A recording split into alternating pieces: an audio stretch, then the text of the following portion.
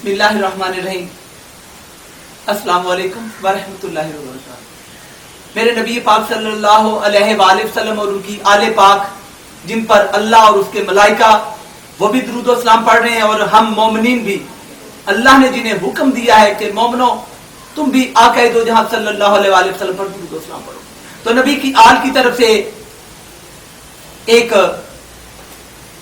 छोटी सी बात आप तक पहुंचाना चाह रहा हूं कि हजरत इमाम जाफर सादिक अलैहिस्सलाम फरमाते हैं कि तकवे से बेहतरीन कोई ज़ादे राह नहीं, तकवे से ज्यादा बेहतरीन कोई ज़ादे राह नहीं है। यानी अगर कोई मर रहा है तो कब्र में अगर कोई सबसे बेहतरीन चीज लेकर जाएगा, आखिरत के लिए उसके पास सबसे बेहतरीन जो सामान है वो सिर्फ तकवा है, परहेजगारी है। तो परहेजगारी से बेहतरीन कोई ज़ादे राह नहीं। फिर नबी पाक सल्लल्लाहु अलैहि वसल्लम की औलाद ने फरमाया, हजरत इमाम जाफर सादिक अलैहिस्सलाम ने फरमाया कि खामोशी से बेहतरीन कोई और शय ही नहीं है। यानी खामोशी से हसीन तरीन चीज कोई नहीं है। खामोश रहना ये सबसे बेहतरीन चीज है। अगर बोलना है तो अल्लाह के लिए बोलो, उसके जिक्र के लिए बोलो। खामोश रहना है तो अल्लाह की कायनात पर गौर फिक्र करो। खामोशी का मतलब ये नहीं कि चुप करके बैठ गए और आंखें भी बंद कर ली और सोचो विचार भी महदूद कर लिए, नहीं, अल्लाह की हर शय पर गौर फिक्र करो। तो जब गौर फिक्र करोगे तो जुबान ऐसा ऐसा खामोशी की तरफ बढ़नी शुरू हो जाएगी। तो खामोशी से बेहतरीन कोई और शय नहीं है। फिर फरमाया कि जहालत से बढ़कर कोई दुश्मन नहीं है। हम दुश्मनों से डरते हैं, हम जानवरों से डरते हैं।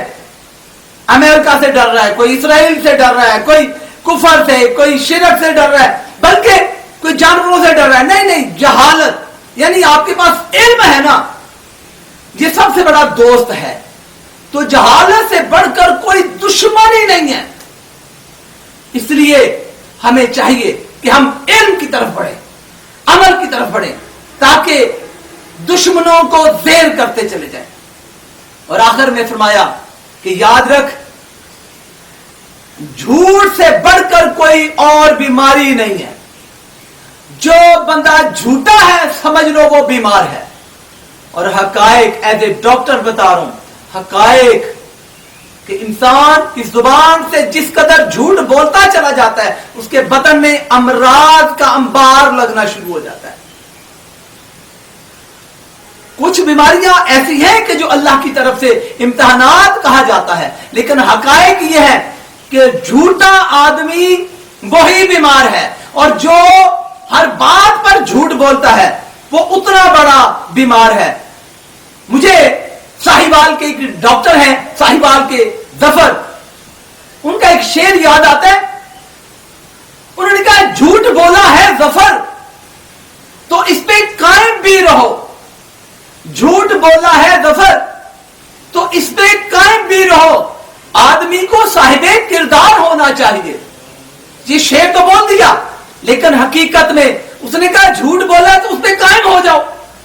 आदमी को साहिबे किरदार होना चाहिए। क्या किरदार है कि झूठ बोलकर उसी को आप किरदार समझते हैं? तो खुदा का वास्ता, झूठ बोला है तो उस पर तौबा होनी चाहिए। ये साहिबे किरदार नहीं है, ये बदकारी है, ये बीमारी है।